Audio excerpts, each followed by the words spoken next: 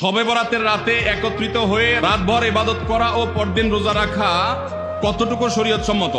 ভাইরা আমার, শবে বরাত উপলক্ষে রাতভর একত্রিত হয়ে মসজিদে ইবাদত বন্দেগী করা কোনো হাদিস দ্বারা প্রমাণিত নয়।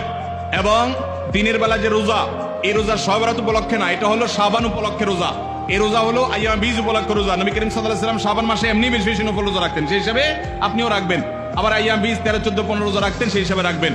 আপনি আল্লাহর ক্ষমা, এই রাতে আল্লাহ তাআলা বান্দাকে সাধারণ ক্ষমা ঘোষণা করেন, হিংসুক ছাড়া, মুশরিক ছাড়া। এই রাতের এই ফজিলত পাওয়ার জন্য আপনি চেষ্টা করলে সেটা ভালো, আল্লাহর কাছে ক্ষমা লাভের চেষ্টা করবেন, কিন্তু বেদাতি কোনো পন্থায় না। অনেকে বলে যে এত রাকাত নামাজ, অমুকটা অত সূরা এত রাকাতে পড়তে হবে, এগুলা মন গড়া কথাবার্তা, এগুলার কোনো ভিত্তি কোরআন হাদিসে নাই।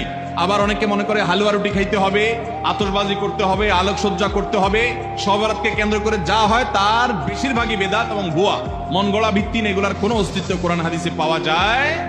আল্লাহ আমাদের সবাইকে সুন্নাহ মেনে চলার তৌফিক দান করুন। আমরা সুন্নাহ মেনে চলবো।